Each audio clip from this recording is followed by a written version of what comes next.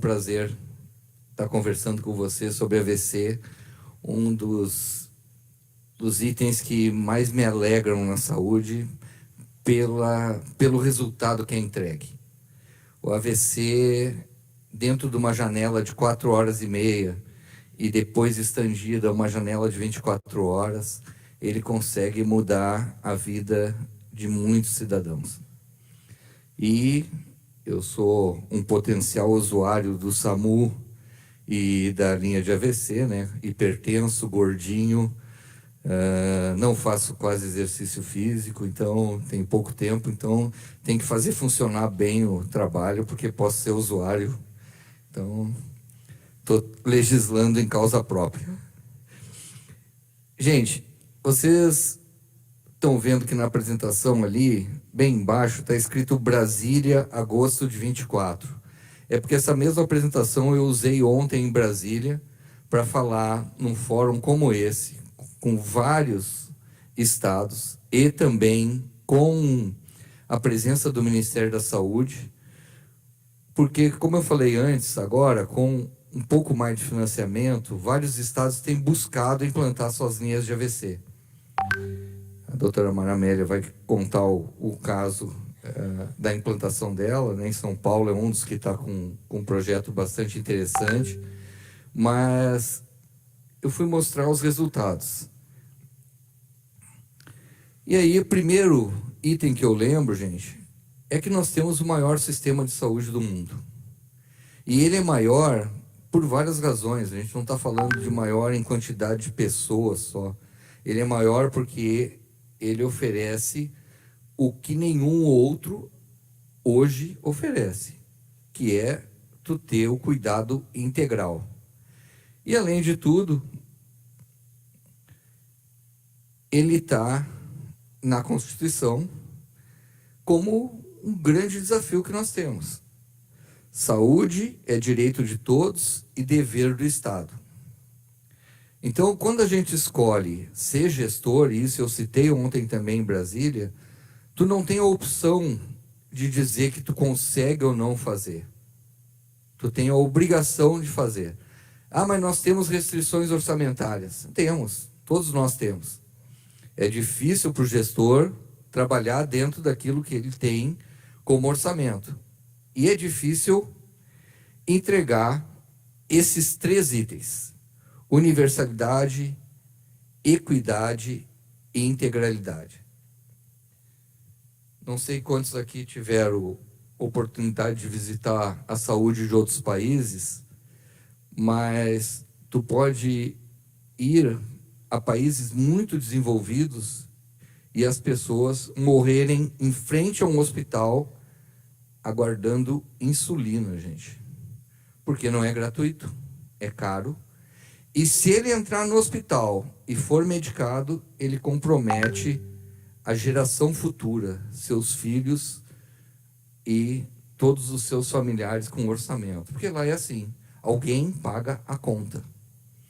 Então a gente tem que lutar muito, como o Márcio falou, pelo nosso Sistema Único de Saúde. Ele não só oferece essa liberdade, mas ele te dá a garantia do atendimento integral. E como está o AVC no estado do Espírito Santo? Quando a gente olha o Brasil, e esse dado quem me passou foi o Dr. Fiorotti, tá? Até citei ontem que se estiver errado, não é culpa minha, foi o Dr. Fiorotti que passou. E vi uma pequena divergência entre a apresentação do Dr. Fiorotti, que ele me deu o dado, e da doutora Sheila. Ela citou 400 mil casos, o Dr. Fiorotti fala 350, mas vamos falar, então, entre 350 a 400 mil casos no Brasil. Tá? Ou seja, 1.000 casos aproximadamente por dia, ou um pouquinho mais. E no Espírito Santo, 7.150 casos. 20 casos dia. Olha, um estado que é exemplo de atendimento em AVC para o Brasil. Tem um desafio de apenas 20 casos dia. E ele consegue atender todos com a precisão e a exigência que seria necessário. Eu vou dar essa resposta para vocês. Não, gente, a gente não consegue. Imagina fazer isso num país com a extensão territorial que tem o Brasil.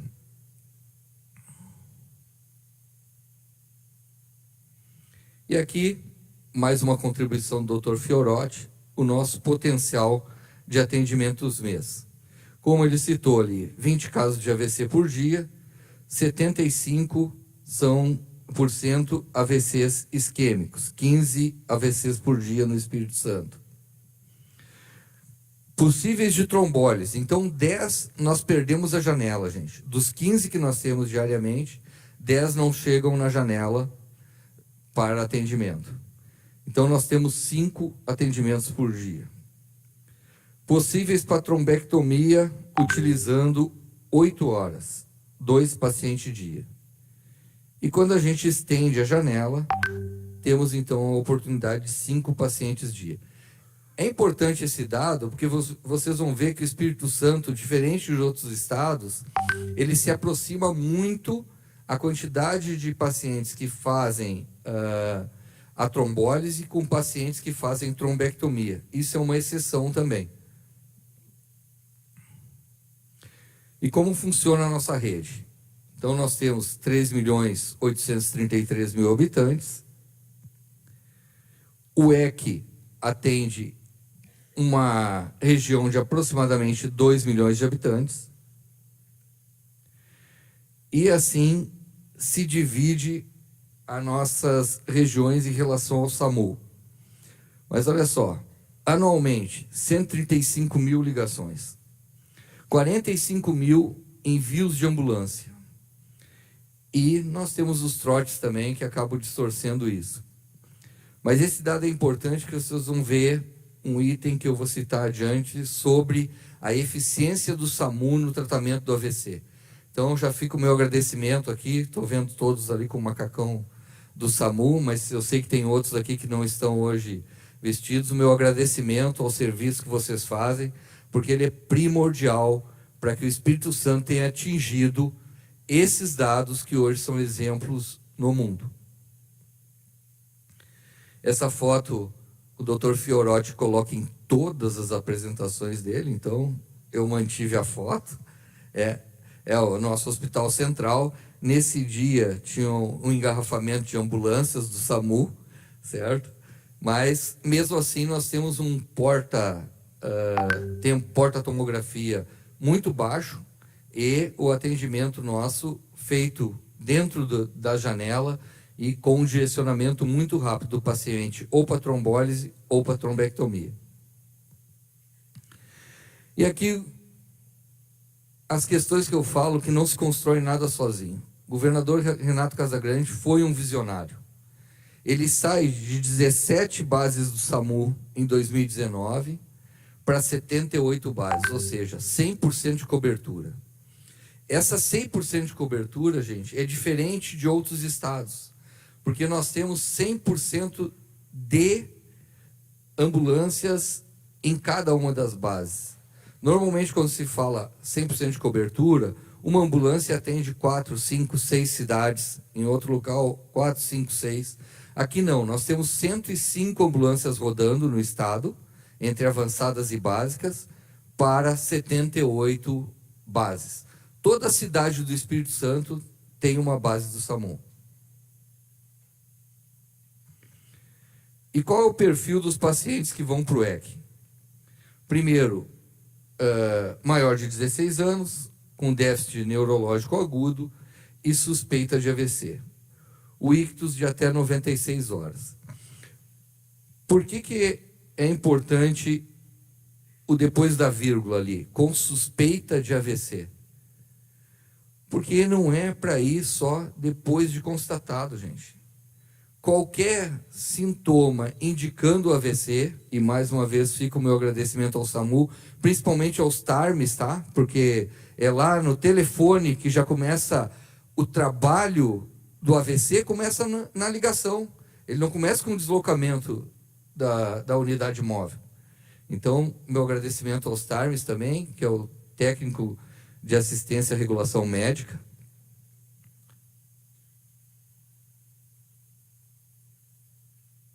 E nesse período, o que o Hospital Central atendeu? 18 mil atendimentos de 2012 a 2024. 14 mil internações. 1.500 trombólises venosas. E agora, como eu falei, 1.000 trombectomias. Esse é um outro dado muito relevante que traz o Espírito Santo para um patamar muito diferenciado. E ainda fico pedindo para o doutor Leandro ver os congressos, alguns congressos têm estendido ainda mais a janela ou indicado a trombectomia com uma flexibilidade maior. Eu tenho pedido ao doutor Leandro, inclusive, para analisar isso e a gente vê a possibilidade de estender, porque nesses congressos eu sempre vejo uma melhora. Nem sempre uma melhora tão expressiva, gente, mas se a gente pode entregar mais para a população, vamos fazer. Então, aqui está o percentual, né, de trombólise venosa, 15,9%, de fevereiro a agosto de 24, e 11,9% foi de trombectomia. Quais são os avanços que nós tivemos nesse período? Citei um deles, temos base do SAMU nos 78 municípios, 3 serviços de trombólise venosa, como eu falei, a gente precisa ainda expandir mais para o norte e para o sul. Nós temos a trombectomia mecânica desde 2016. Tá? 270 atendimentos do SAMU, e aí vem a hora que eu falei que eu ia destacar a importância do SAMU. A taxa de acerto no diagnóstico de AVC, ou seja, os pacientes que o SAMU encaminha para o Hospital Central, é de 75,4%, gente. Queria que vocês dessem uma salva de palmas para essa equipe.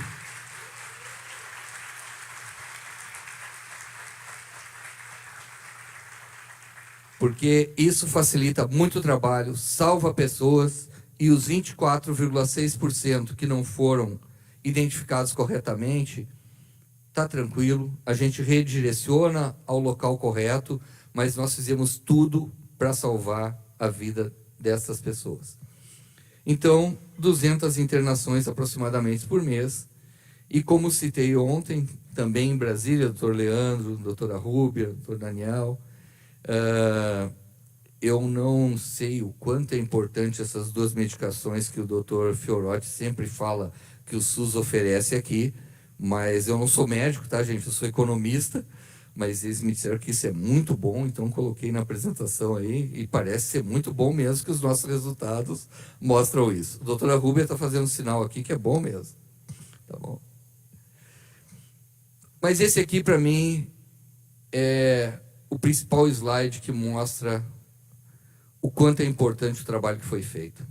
O Espírito Santo, em 2004, ali, no seu pico de mortes por AVC isquêmico, ele tinha um indicador pior do que o Brasil e pior do que a região sudeste. E foi feito um trabalho, né, como eu falei, de melhoria, de implantação do SAMU, de dedicação de leitos, e isso fez com que a mortalidade caísse para aquele patamar após a ampliação de 52 leitos. Foi uma redução de 45% na mortalidade. Só isso já valeria a pena qualquer um dos esforços. E não estamos tratando aqui ainda, gente, da redução de sequelas, certo? E onde o Espírito Santo quer chegar? Primeiro, que todos os resultados do que a gente faz seja qualidade de vida para os capixabas. O AVC contribui muito para a longevidade do capixaba. Nós temos a 2ª maior expectativa de vida do Brasil. Perdemos por 6 meses para Santa Catarina, mas nós já estamos chegando, certo? Então, daqui a uns dias seremos o estado mais longevo do Brasil. Parte disso porque as pessoas não morrem com facilidade aqui. Nós temos atendimento para que elas continuem tendo qualidade de vida e assistência. E o que nós queremos? Isso está no nosso planejamento estratégico da Secretaria de Saúde. Ser reconhecido pelos cidadãos, gestores e trabalhadores da saúde pela condução do SUS com equidade, eficiência, inovação e resolutividade. E isso a gente faz entre as parcerias com o SAMU, com a Fundação Inova e com o apoio do governador Renato Casagrande. Obrigado a todos.